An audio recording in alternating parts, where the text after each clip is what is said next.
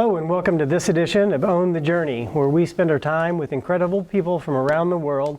And today we are here with Hal Donaldson in an extra special episode of Own the Journey. Hal, thanks for being with us. Good to be with you, Tom. Thank you. We absolutely appreciate your time. We know that in the demand of all the things that you do, that taking a few minutes to share with us is no small feat. So, well, my pleasure. Yeah. Grateful for the invitation. Well, for those that haven't heard your story, in the story of how you became the leader and author and all the things that you do, please share just a little bit about what landed you in the leadership role today. Yeah. When I was 12 years of age, my parents were hit by a drunken driver, and father was killed instantly, and my mother was seriously injured. She'd be in the hospital for a number of months with broken bones, internal injuries, and my parents didn't have insurance, and the man who hit them didn't have insurance, and so the family was really forced to survive on welfare and food stamps. And we made it in large part because of the kindness and generosity of people who just wrapped their arms around us. I'm the oldest of 4 children.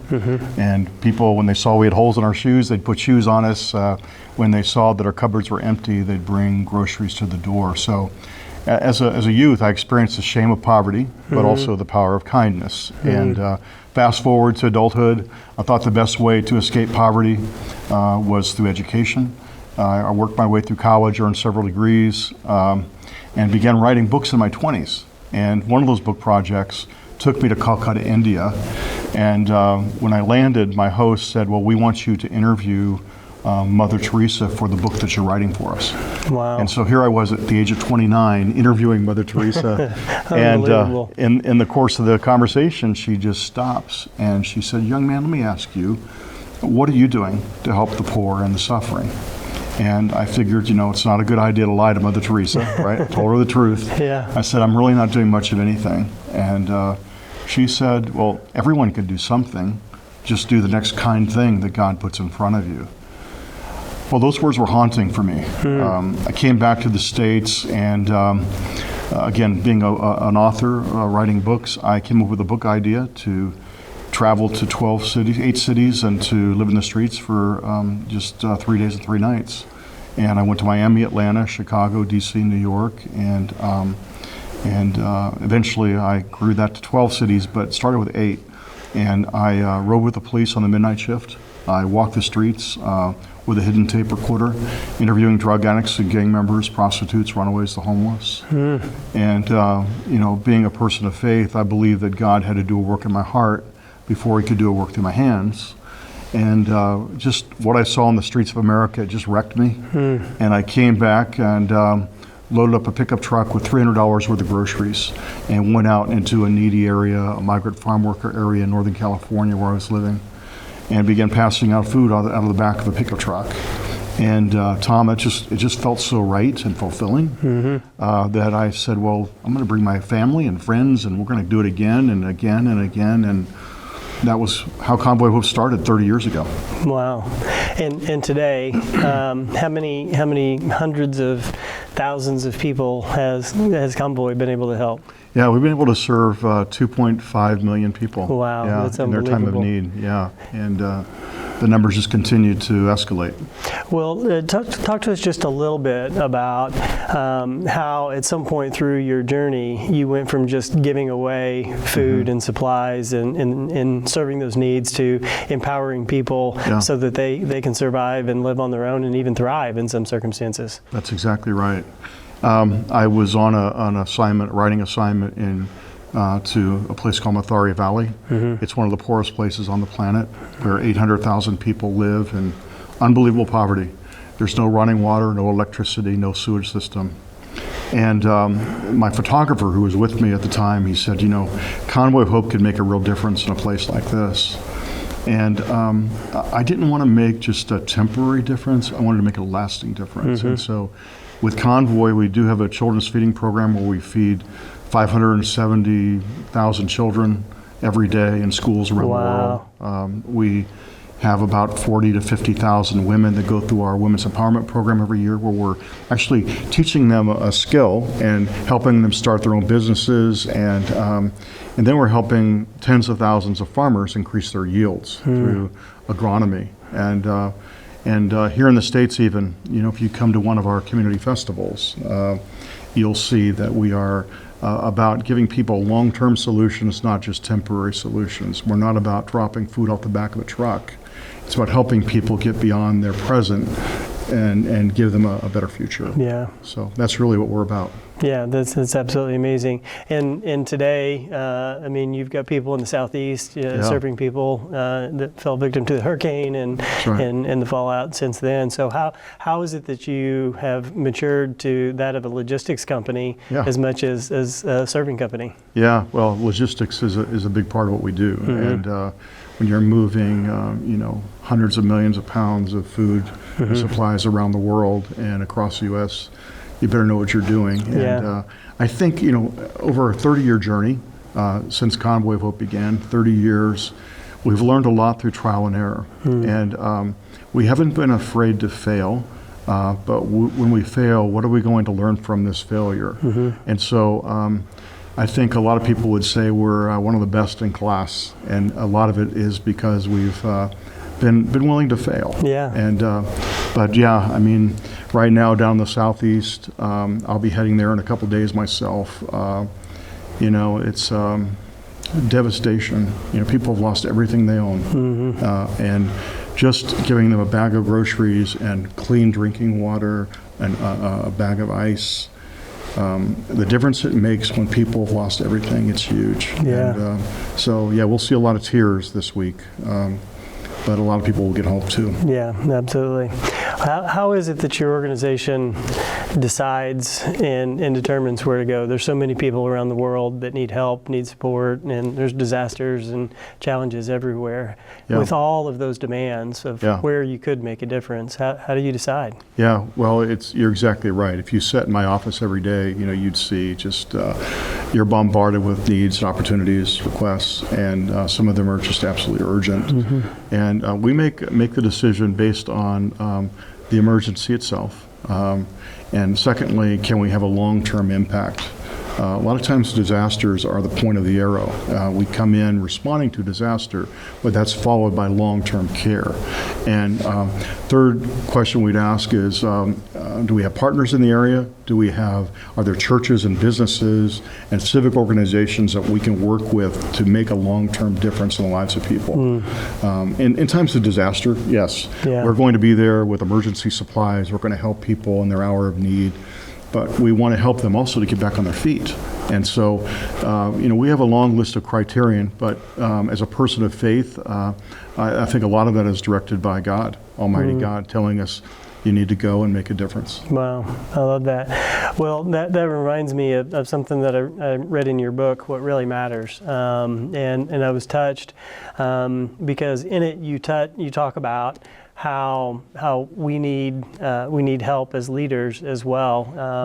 I think oftentimes there's a stereotype that we all have our stuff together, that it's all perfect and it's all easy. But Betty Cribbs made a huge impact in your story. Yes. Tell us just a little bit about the influences of other people and how they've come alongside of you and been that support structure that you needed. Yeah, thank you for asking that question, because Convoy of Hope really is it is the manifestation of a lot of compassionate people. This just didn't happen with one person. It was thousands and thousands of people, that have contributed, that have given of their time, their resources to make it happen. And certainly the Cribbs they're one of those couples. Give you their story real quick.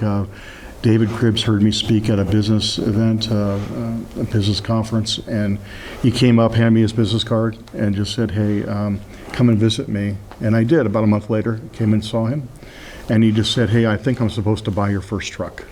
And, he said, but it's going to be the first of many. You're going to have a fleet someday, but he said, this will be the first one. And, that's the kind of people the Cribbs have been. They've just been, walking alongside us for a long, long time. Their name is on one of the buildings here, is because of all that they've done. And but there are many people like that. Yeah. And I think I learned early on that you could only do so much if you do it alone. But if you really want to make a lasting difference, a big difference, bring people along with you. And every year, Convoy of Hope we mobilize more than 100,000 volunteers, for example, Yeah. right? Every year, 100,000 Unbelievable. people plus.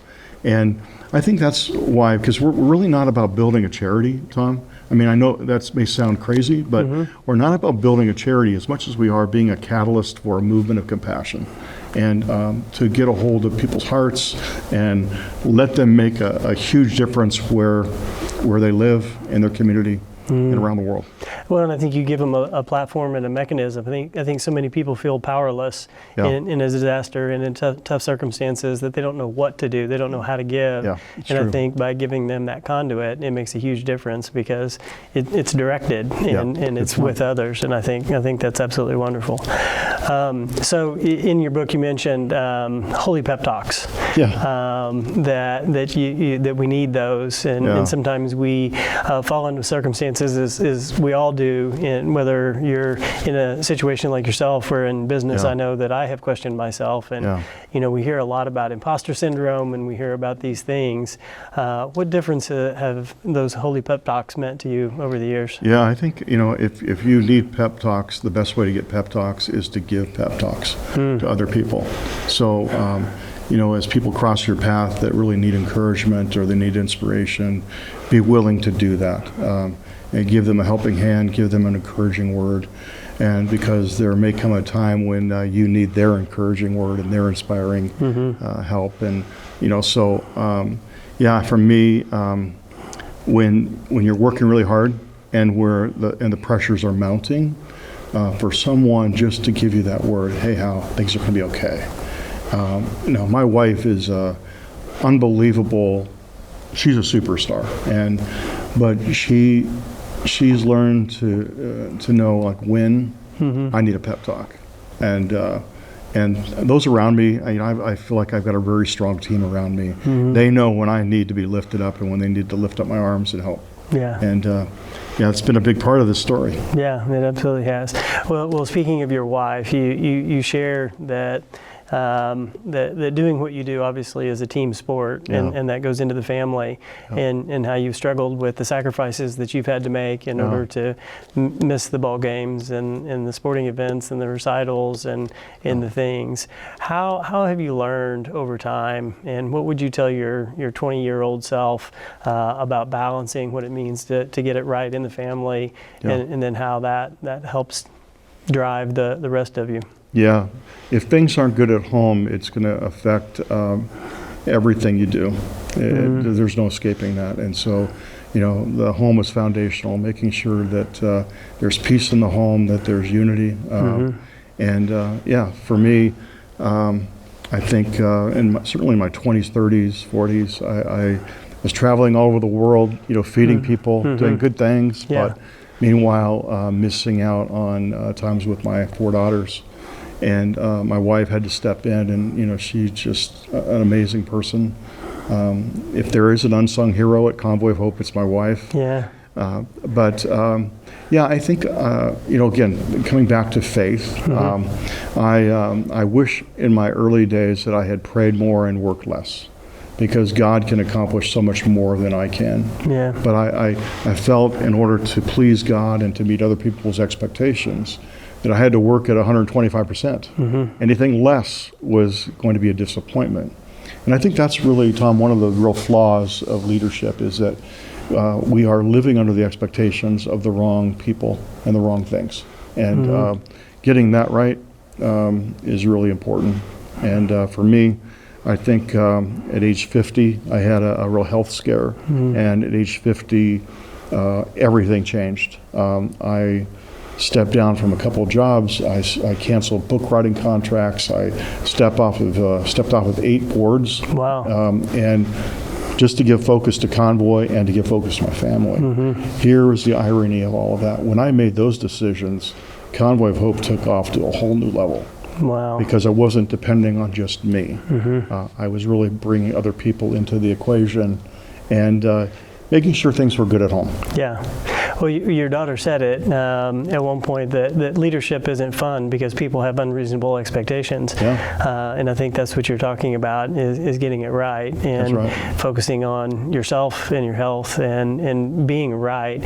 You also share a little bit about understanding sacrifice. And I think that one of the things that we are maybe misled to believe is that we have to sacrifice to an unreasonable level in order to have success. That's right. Can you talk just a little bit about that thought process and journey that you had to go through? Yeah.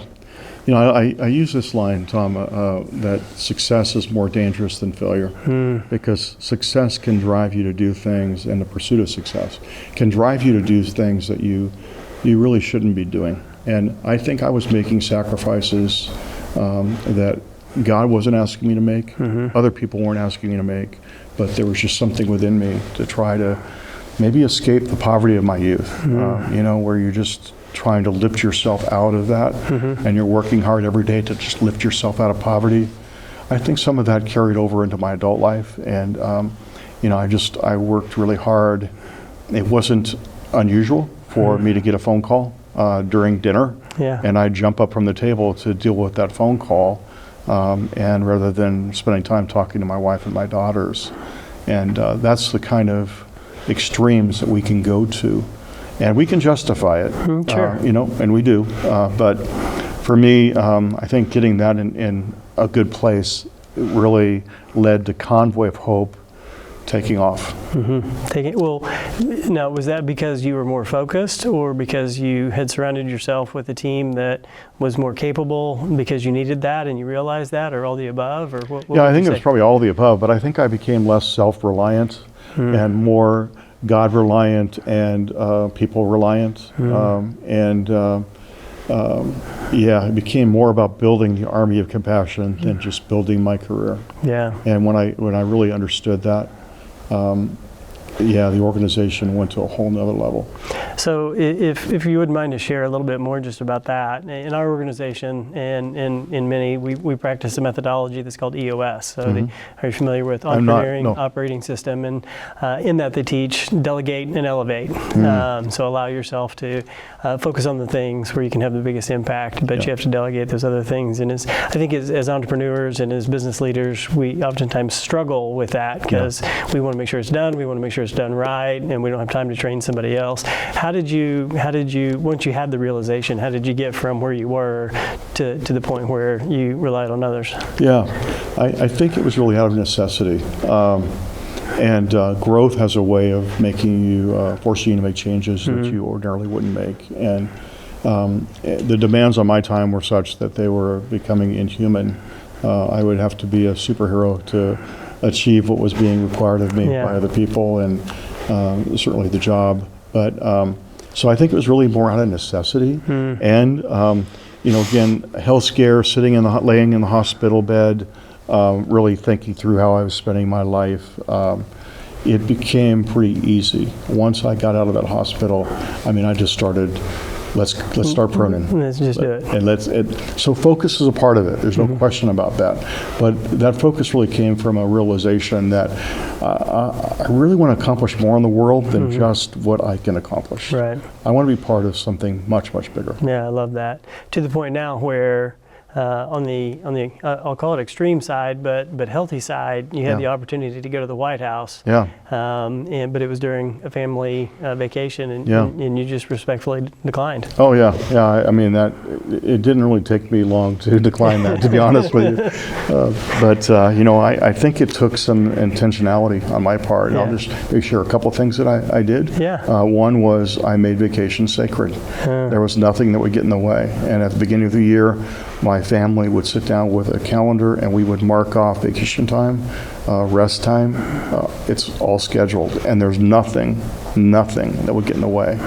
And that was, I got a call during one of those vacations, and no, I can't do that. I can come another time, but I can't come now. Yeah. And another thing I did was I used to do like breakfast, lunch, and dinner meetings, and I just eliminated dinner meetings completely.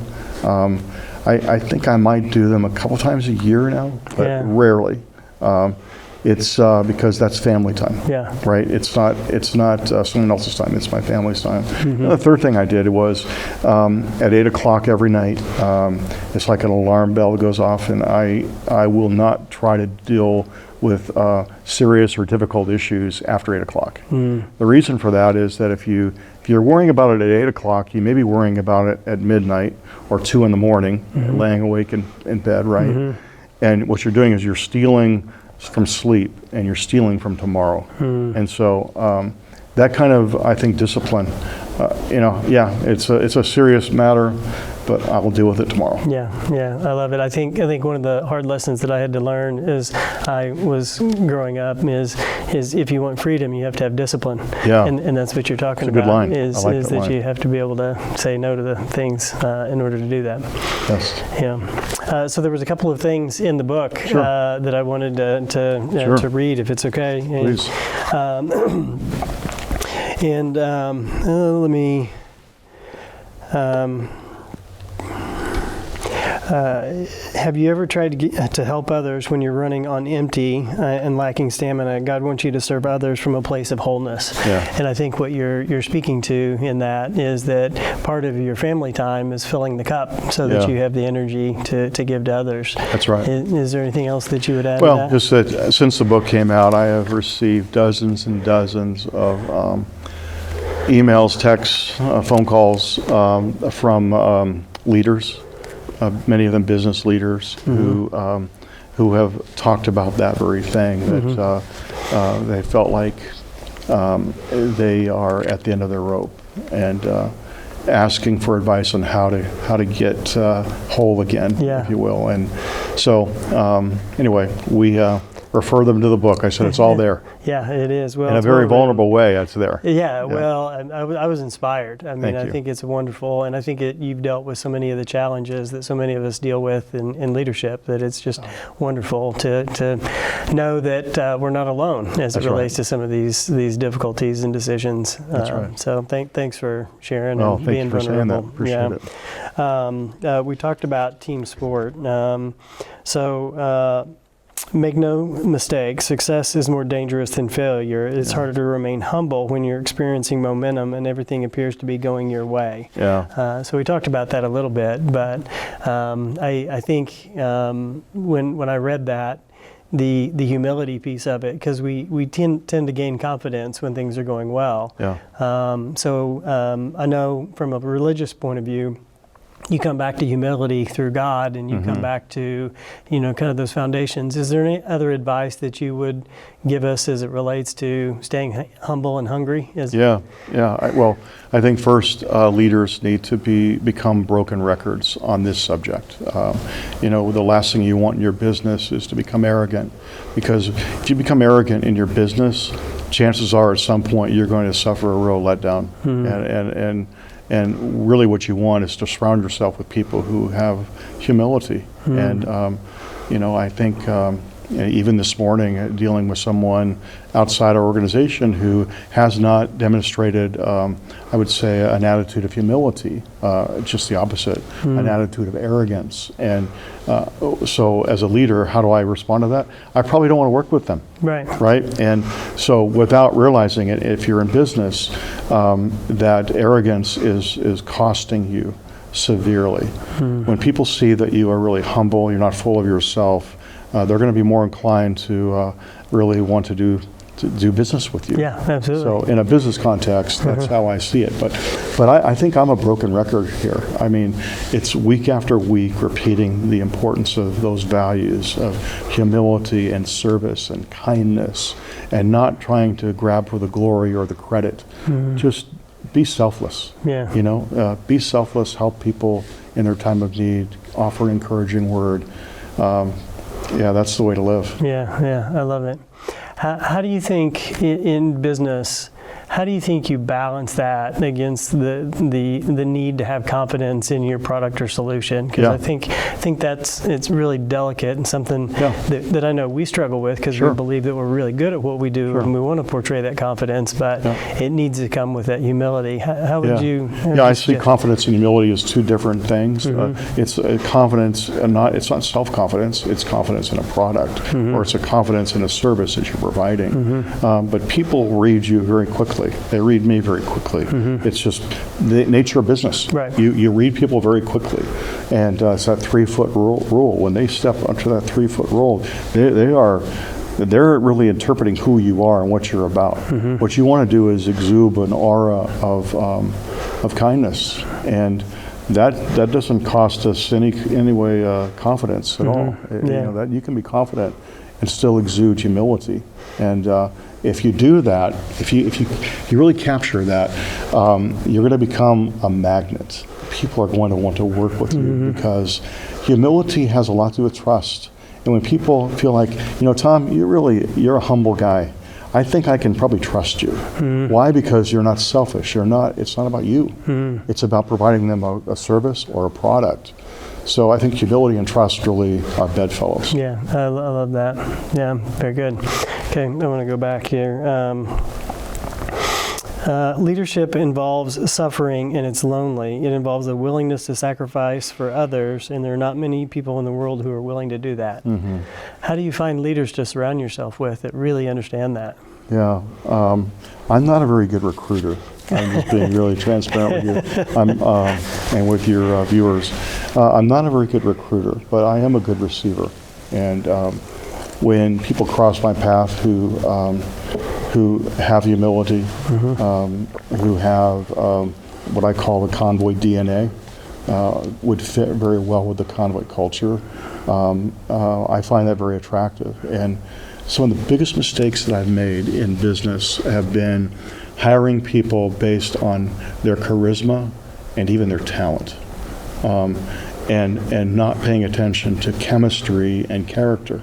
Those are equally, if not more important. Right. Yeah. The last thing you want to have is talented people who don't fit in with the rest of the team. And so, I would just say that I think along the way I've learned just to observe. I'm a journalist by heart, by training, and journalists are observant, and you observe who people are very quickly. You size them up very quickly, and you make a note of it. Yeah. In the book, you noted a time where you were at an event, and somebody approached you and was just dumping on you in some negative way, and your wife saved you, I think, from having to endure anything more. But your advice was get away from those people as fast as you can, because they can poison the well. Yeah, that's right. And that probably has happened more than once over the years, but because sometimes people approach you and they're looking for what they can get from you rather than what they can give you. And and we don't want to be people like that. We want to be givers. Yeah. I have friends that I've made this pledge to them. I said, I'm going to be the kind of friend you need. I'm going to give you more than you give me. And these are wealthy people. These are multimillionaires, billionaires. I'm not going to come asking you for help every other week, but I'm going to try and invest in you. And when people see that you're very serious about that, they find that very attractive, and they want to be a part of what you're a part of. I love it. I wrote an article recently that I called Vacuums and Batteries. That's along those lines. I think that there are people that are vacuums and those that are batteries and charge us up. And it's our job to figure out who's who, so that you can surround yourself with those right people. So, that's exactly right. They make or break you. Yeah, that's exactly right. You talked about counseling and the value of counseling. Yes. So this is near and dear to my heart. My mom was a counselor. Okay. And inside of our organization, after COVID, we realized that at any given time, everybody's going through tough stuff. That's right. And we have to navigate through those things. And so we've brought counseling services into the organization and coaching services into the organization, and it's been received incredibly well. Good for you. Well, I bring it up because I think that there is a stigma associated with counseling where people are a little hesitant to admit that they need it, want it, or that it can benefit them. Can you talk to us just a little bit about your experiences when the board recommended recommended that? Absolutely. And, I had gone up into post 50, age 50, I had never sat down with a counselor. And when I finally did, it was extremely helpful. It brought a lot of clarity. I had been, some people had disappointed my wife and I, and I guess I was carrying some of the guilt of their actions. And the counselors really helped us realize, I'm not responsible for their character, I'm responsible for my own. And, I think that realization was one of many that we had several sessions with them that were so helpful. I so advise it. And I think, for me, I don't know if it was stigma as much as it was self-confidence, self-reliance. That's the reason I didn't go to a counselor before. When they recommended it, I can tell you I didn't jump at the opportunity, but I'm really glad I did. I would, if I could make this recommendation, just don't go to anyone. Go to a professional. And I think that's really important. That somebody who really understands. For me, I had not fully processed what happened to me at age 12, the trauma of my youth, and they helped me really they explained some of that to me. And that really has helped me make better decisions in the years since. Yeah, I love that. I think that's been one of the things that I've heard consistently from folks that have gone to counseling is that there was some trauma at a young age that they didn't have the tools or the capabilities to process properly, and it follows them around until they get the help that they need. That's exactly right. That it stood out to me when I saw that in there for sure. I want to shift on to the next one. If you ignore your own happiness, eventually it will negatively affect your life and those around you. So you talked a little bit about family and investing in family, but throughout the whole book, you really talk about how important it is to get right with yourself and to be happy as a human so that you can serve. That's right. Talk to us just a little bit about how you found that to be just a fundamental have to have in your life. Yeah, well, I think, again, that's where faith is a major factor. You can use faith or you can use values. In my case, it's faith, is that I really came to a realization that I believe God was good. And he was not the one that was causing me to experience so much personal pain. If I can really go into theology just for a moment. Yeah, please. A universe without a caring, loving creator didn't add up for me. When I was in college, at the university, I mean, that did not make any sense to me. And so I decided in my 20s that there was a God. I believe he was a good God. But there were periods of my life where I doubted that, and I think for me, balance, happiness, whatever word you want to use, it really came when I came to the point where I realized, God is good, and he's watching out for me, and I have to trust him. So, faith was a big part of it. Yeah, well, very good. And I think kind of the thesis of a lot that is in your book is that the world is hurting in a lot of places, and if we want to be of service to others, empower people, and lift people up, then we've got to get right with ourselves. That's right. And I think that part of the way we do that is through our organization. To your point, that we can do more through others than we can do through ourselves. And I think that you at Convoy, you guys do an incredible job of that. Thank you for that. I do think happiness and fulfillment really do come from helping other people. I think that's been my story. Is I found that it's far more fulfilling to build other people up than just to pump my own chest. So what are some of the challenges that you have had to go through in leading the organization? And I know that you've had challenges where people came in with talent but not the heart, and in the logistics. So what advice would you give to people that are trying to build an organization and are in a situation that you shared with me before we started where the responsibility got bigger as you were growing? Absolutely. How do you deal with that? How do you manage it? I think I'll tell you how I've changed, and if this doesn't answer your question exactly, feel free to give me a follow-up. Okay. I used to make decisions very quickly.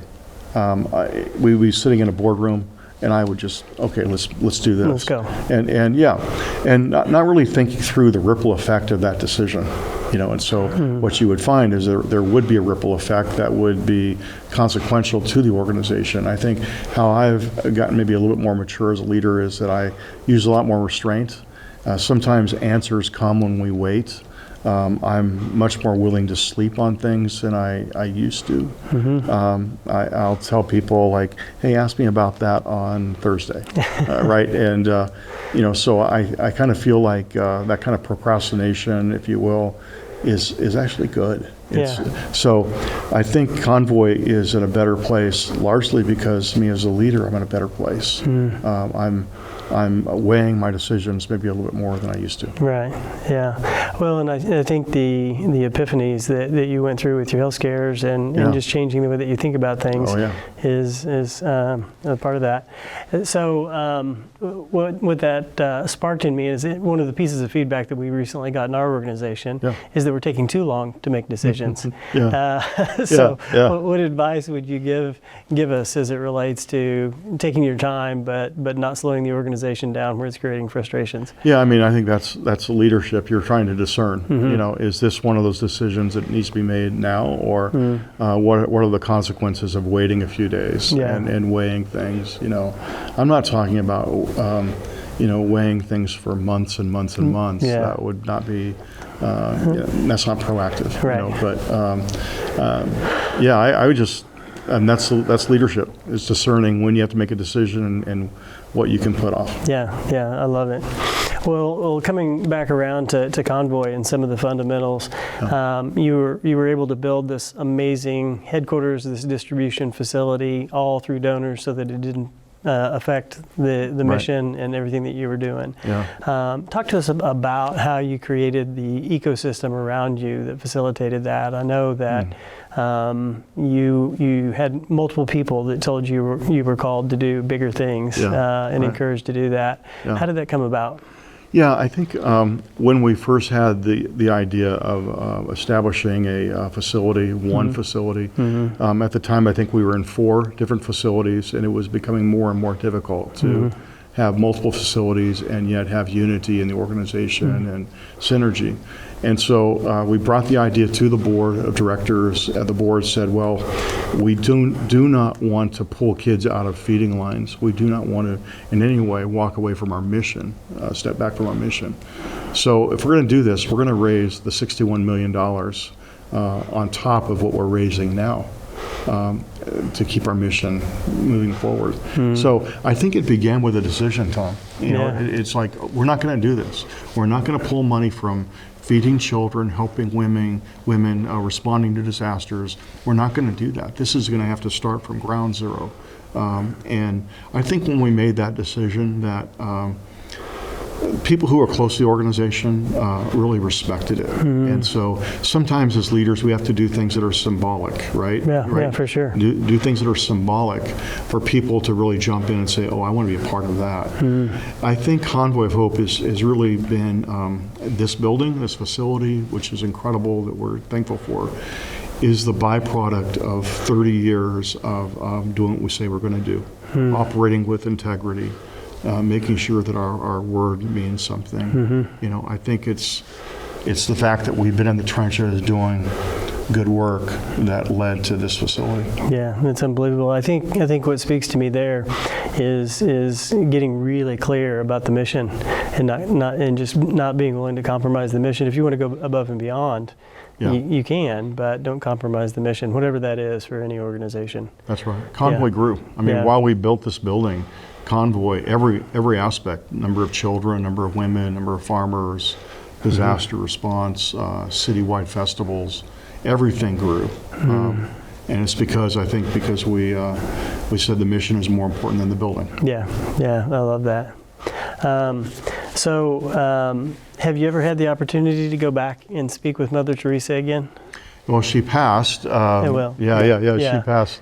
I think she passed about 5 years later after that. And when I saw her, she, she was not in a good way. I mean, you could tell that she was certainly aging and finding it more difficult to function. But amazing person.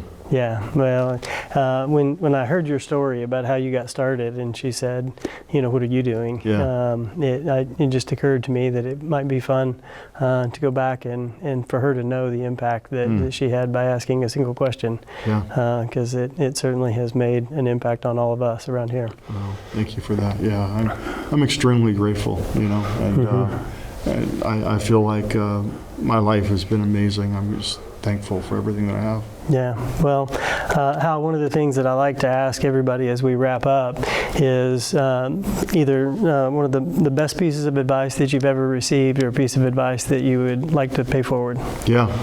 When I was between the ages of 12 and 13, my dad had just died, and I was certainly asking a lot of questions. Is God good? Did God allow this to happen for a reason? Did it happen by chance? Why do I have to live in poverty? And the man who hit my father walked out of jail 48 hours later. I mean, so there are a lot of questions you have as a youth. And this one gentleman in my church came and he put his arm on my shoulder and he just said, "Hey, Hal, listen to me." He could tell I was hurting. And he said, "Listen to me. Don't allow the tragedy of your youth to become a lifelong excuse. Because where you start in life doesn't have to dictate where you end." And he said, "God's got great things in store for you."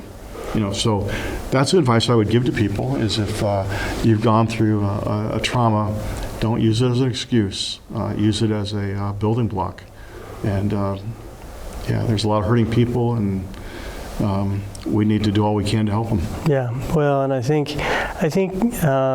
the drive that you developed as a result of those challenges helped you to achieve what you did, and then also became lessons for you to figure out how to balance that later on. So very true. Sometimes those tragedies in their own way have a gift component to them as well. That's really true. Yeah, true. It's tough. Well, Hal, thank you very much. I want to raise my glass to you and say congratulations for owning your journey. Thank you. Thank you very much.